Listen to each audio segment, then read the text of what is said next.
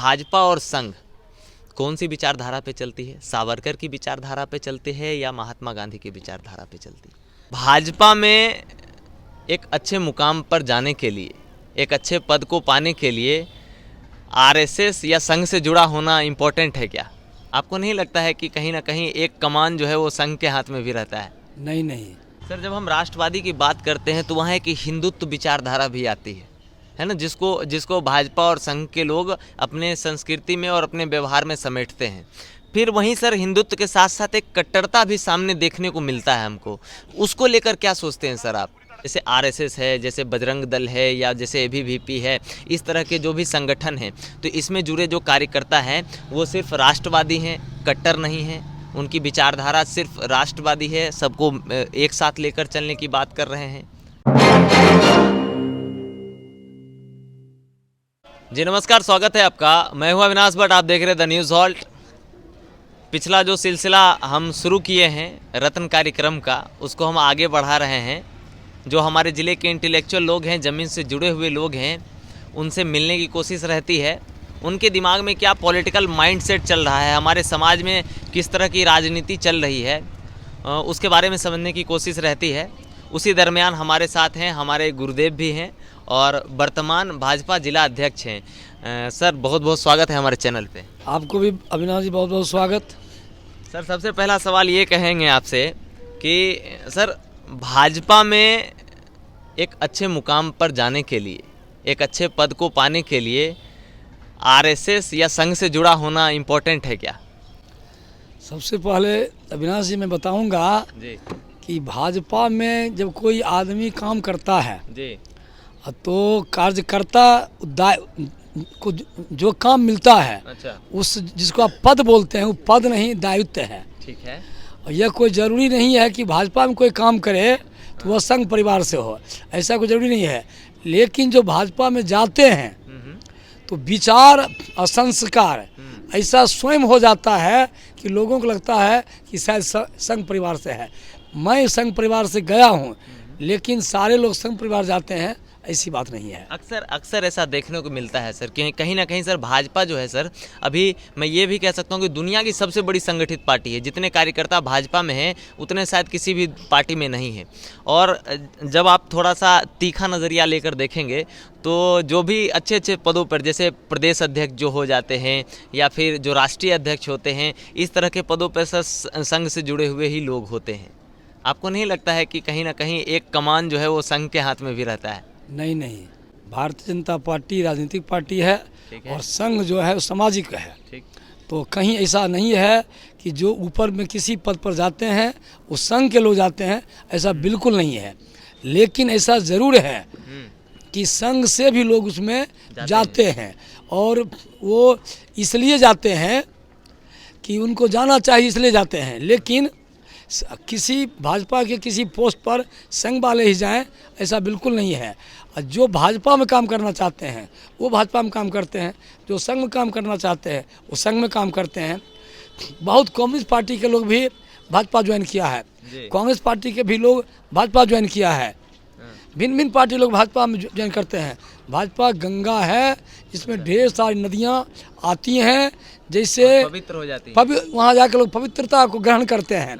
आपको मालूम है गंगा में जो नदी हैं, जैसे दक्षिण से जो नदी आती है, सोन, पुनपुन, फल्गु, चानन, उत्तरी कोयल, दक्षिणी कोयल, शंख। फिर उत्तर से जो नदी जाती है, गंडक है, बागमती है, बलान है आदि, ये सारी नदियाँ जाकर गंगा में मिलती हैं और अपना नाम गंगा के रूप में लेते हैं। ठीक उसी प्रकार भारतीय जनता पार्टी में सब पार्टी लोग आते हैं और गंगा जैसा पवित्रता को अपने आप में भाव रखते हैं। सर, जब आप बात करते हैं कि गंगा है भाजपा और यहाँ दूसरे पार्टी के लोग आते हैं तो शुद्ध हो जाते हैं, सर पिछले अगर हम 5 साल 6 साल को उल्टा कर देखें, राजनीतिक परिवेश जो हिंदुस्तान का रहा है, कहीं ना कहीं हर एक प्रदेश में सर दूसरे दल के नेता आए हैं, अलग अलग छवि के नेता आए हैं सर, बाहुबली आए हैं, आपराधिक प्रवृत्ति के भी लोग आए हैं और बहुत तरह के लोग आए हैं जिन पे बहुत तरह के मामले भी रहे हैं। तो वो सभी लोग भाजपा में आके धुल गए, शुद्ध हो गए, ऐसा कुछ है क्या?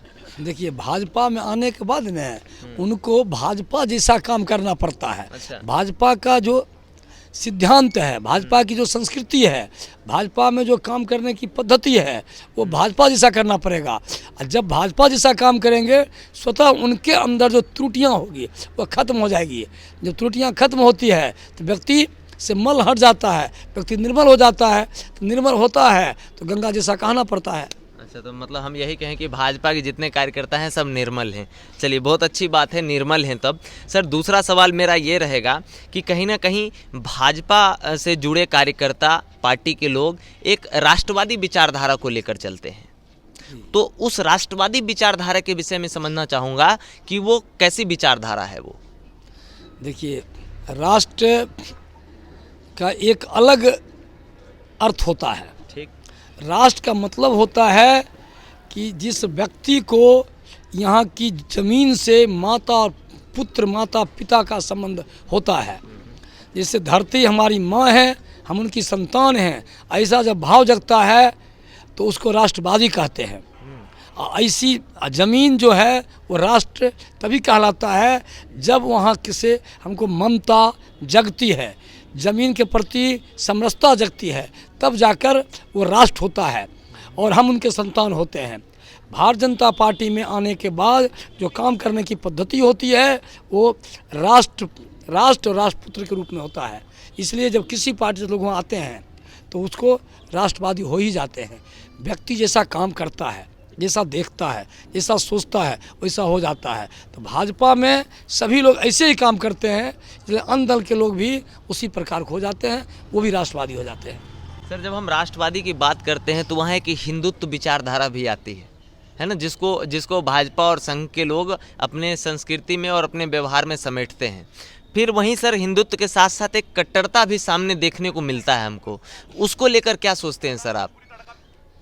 एक पुराण में श्लोक है, जी सर। आसिद सिंधु हिंदू स्मृता, कहने का अर्थ है कि जो हिमालय से लेकर हिंद महासागर तक में जितने लोग हैं, वो जिनकी जन्मभूमि यहाँ हुआ हो या कर्म भूमि हो, सारे लोग हिंदू हैं। चाहे वह किसी धर्म को माने, हिंदू उनकी संस्कृति होती है। हिंदू जन्म जीने के लिए एक पद्धति होती है, सब लोग हिंदू हैं। अब प्रश्न उठता है कि कट्टरता, जहाँ तक कट्टरता का सवाल है, हिंदू कभी कट्टर नहीं होता है। हिंदू में कट्टरता कभी आ नहीं सकती है, क्योंकि हिंदू जो होता है पीपल को प्रणाम करता है, धरती को पूजा करता है, नदी को पूजा करता है, चींटी को पूजा करता है। जब व्यक्ति कोई कट्टर होता है केवल अपने बारे में सोचता है, दूसरे बारे में सोचता नहीं है। हिंदू कभी अपने बारे में नहीं सोचता है, इसलिए हिंदू कट्टर नहीं होता है। वो सहिष्णुता उनके अंदर रहती है, वो सहिष्णु होते हैं। आपको लगता है सर कि जैसे आरएसएस है, जैसे बजरंग दल है, या जैसे एबीवीपी है, इस तरह के जो भी संगठन हैं, तो इसमें जुड़े जो कार्यकर्ता हैं वो सिर्फ राष्ट्रवादी हैं, कट्टर नहीं हैं, उनकी विचारधारा सिर्फ राष्ट्रवादी है, सबको एक साथ लेकर चलने की बात कर रहे हैं? सर, विश्व हिंदू परिषद का आयाम बजरंग दल है, ठीक है, और राष्ट्रीय स्वयंसेवक का भी ढेर सारा आयाम होते हैं। वहाँ एक अलग बात है, जिस बजरंग दल भी कट्टर नहीं है, और कट्टरता इसलिए आपको दिखता है कि वो सही काम करना चाहता है। क्या सही है सर? जैसे कि आप बजरंग दल का जो काम है, जो विश्व हिंदू परिषद का काम है कि पूरे दुनिया में जो हिंदू हैं, जिनको लगता है कि हम किस प्रकार जिए और हमारी संख्या घट रही है और हमारी संख्या नहीं घटे, क्योंकि जहाँ जहाँ संख्या घटी है हिंदुस्तान में हिंदुओं की, वह देश हमसे अलग हो गया। आपको मैं जानकारी दूं, आपको जानकारी, पाकिस्तान हिंदू घटी संख्या, देश बट गया। अफगानिस्तान हिंदू घटा, देश बटा। बर्मा हिंदू घटा, देश बटा। श्रीलंका हिंदू घटा, देश बटा। तो हिंदू जहाँ घटता है तो सबसे पहले दर्द होता है विश्व हिंदू परिषद को, इसलिए क्योंकि जिन्होंने समाज की एक रचना की है, जिन्होंने समाज को रांगा है, समाज को एक नक्शा तय किया है, जब समाज का नक्शा फटता है, जब समाज का रंग खत्म होता है तो दर्द होता है व्यक्ति को। तो दर्द के लिए जब रोता है, वो दर्द के लिए काम करता है, तो लोगों को लगता है कि कहीं न कहीं वो कट्टर है वो कट्टर नहीं है, अपने सिद्धांत पर चलने के लिए बाध्य है। सर एक सवाल और करूंगा सर, बिहार के वर्तमान राजनीतिक परिवेश को देखते हुए जहां एक तरफ आप गठबंधन में हैं एनडीए के साथ, सरकार चल रही है सुशासन बाबू की, और वहीं दूसरी तरफ सर नीतीश कुमार ये कह रहे हैं कि जातिगत जनगणना को लेकर जो बातें सामने आ रही है कि अब जो है अगर केंद्र सरकार नहीं मानेगी तो राज्य सरकार अपने स्तर से भी जनगणना करवा ही लेंगी, और दूसरी तरफ सर भाजपा केंद्र से ही इस बात को नहीं माना जा रहा है। तो इसको हम किस तरीके से देखें सर, ये क्या समीकरण है? आप मतलब इस पर हामी भरेगी भाजपा या फिर कुछ जोड़ तोड़ की राजनीति होगी आने वाले वक्त में? वैसे केंद्र भी केंद्र और राज्य दोनों एक ही बिंदु पर हैं। अच्छा। दोनों विचार करके ही काम करेंगे। केंद्र भी इससे हटने को तैयार नहीं है, और राष्ट्र के हित में जो कुछ होगा केंद्र राष्ट्र के हित में सारी बिंदु पर ध्यान सोचते हैं और काम करते हैं। राज्य में भी जो केंद्र इनको जैसा कहेगा वैसा इनको भी सुनना पड़ेगा। ये भी केंद्र से अलग नहीं जाएंगे, केंद्र तो केंद्र है। तो सर भाजपा तो कह रही है कि सर कि हम तो जातिगत जनगणना के पक्ष में ही नहीं है। नहीं नहीं, ऐसी बात नहीं है।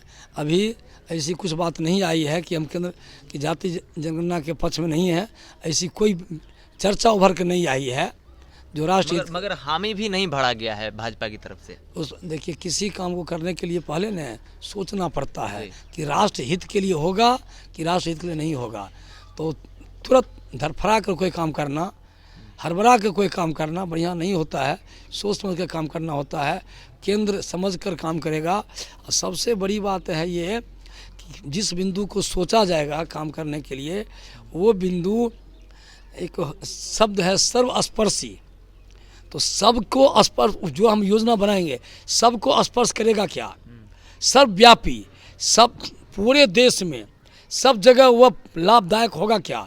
अगर ऐसा सोचेंगे, लगेगा सब जगह लाभदायक है, सब व्यक्ति को लाभदायक है, तब जाकर योजना पास होगी। केंद्र भी भागेगी नहीं। राष्ट्र हित के सारा काम केंद्र करती है, सोचती है। सर आखिरी सवाल पूछूंगा, वो थोड़ा कड़वा भी है। क्या भाजपा की जो ये राष्ट्रवादी नीति है जिस पर वो सरकार भी बना रही है, उनके तमाम कार्यकर्ता भी काम कर रहे हैं, साथ में जो भी दल है वो भी काम करते हैं, तो उसमें सर कहीं ना कहीं दो लोगों का जो नाम आता है सर उभर कर सामने आता है। एक तरफ भाजपा के कार्यकर्ता वीर सावरकर की बात करते हैं, और दूसरी तरफ सर जो नॉर्मल लोग हैं सर देश के, वो गांधी जी की बात करते हैं, महात्मा गांधी की बात करते हैं। तो सर भाजपा और संघ कौन सी विचारधारा पे चलती है? सावरकर की विचारधारा पे चलती है या महात्मा गांधी की विचारधारा पे चलती है?